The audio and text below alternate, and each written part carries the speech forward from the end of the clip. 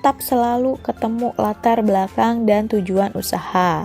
Lalu ada profil usaha, strategi harga, dan strategi pemasaran ini di bab 2 tadi ya.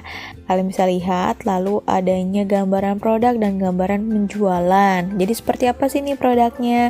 Bagaimana nanti penjualannya? Ini ada di bab 3.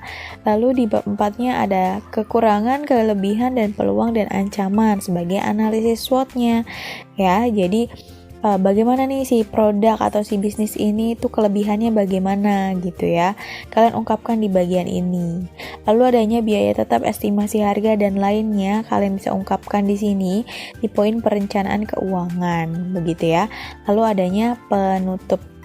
Nah, itu adalah bagian dari sistematika proposal usaha atau bisnis. Gambarannya seperti ini ya.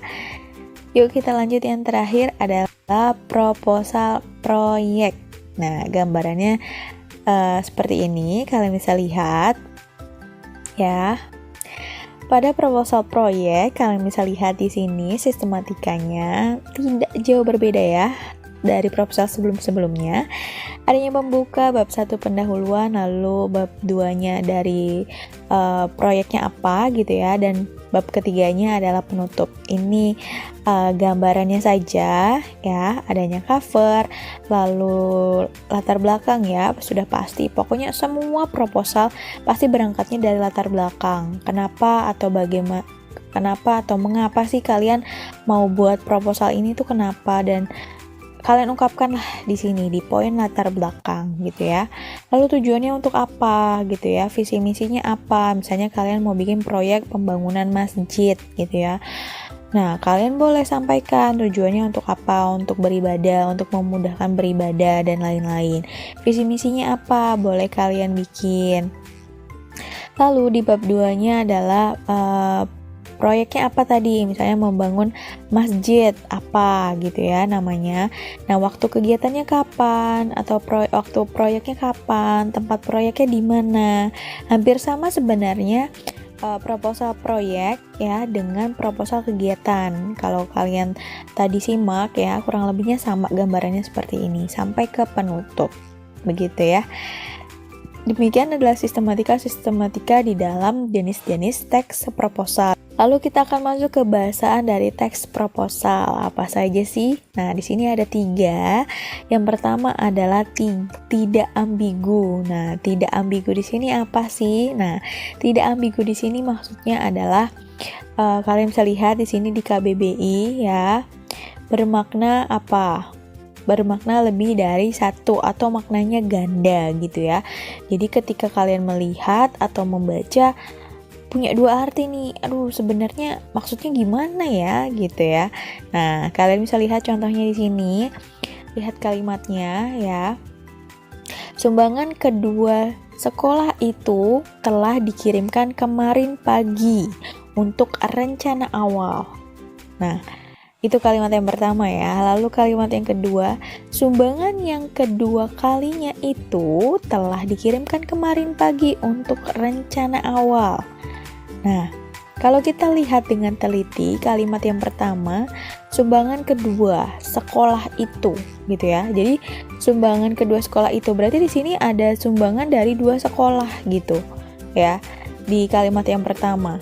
Jadi menimbulkan 2 arti. Jadi maksudnya sebenarnya ini sumbangan kedua atau sumbangan dari 2 sekolah gitu. Sedangkan yang kalimat sebenarnya adalah yang tadi yang paling bawah kalian lihat adalah sumbangan yang kedua kalinya gitu ya. Sumbangan yang kedua kalinya itu telah dikirimkan kemarin pagi untuk rencana awal. Jadi maksudnya adalah sumbangan yang kedua gitu. Tapi di kalimat sebelumnya adalah sumbangan kedua sekolah itu gitu ya. Jadi tidak ada di situ tidak ada konjungsinya gitu, sehingga menimbulkan pengertian atau penafsiran yang ganda gitu ya. Jadi sebenarnya adalah untuk sumbangan kedua kalinya gitu ya. Itu adalah tidak ambigu. Jadi dihindari sekali kalimat-kalimat yang mengandung banyak arti gitu ya. Itu yang pertama. Lalu yang kedua, kalian bisa lihat di sini adalah menggunakan kalimat efektif. Sudah pasti ya. Jadi kalimat efektif itu apa sih? Kalimat yang ketika kalian lihat mudah atau cepat dan tepat gitu dipahaminya. Jadi tidak berbelit-belit gitu. Nah, kalian bisa lihat di sini. Contohnya, misalnya banjir yang terjadi di desa itu disebabkan karena sampah yang menggunung dan juga dikarenakan selokan yang mampet. Itu kalimat yang pertama. Lalu kita lihat di kalimat yang keduanya, banjir yang terjadi itu disebabkan sampah yang menggunung dan selokan yang tersumbat.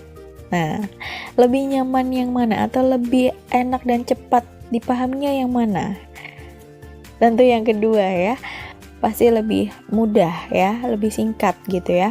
Kalau kita lihat tadi yang pertama agak terlalu boros gitu ya kata-katanya.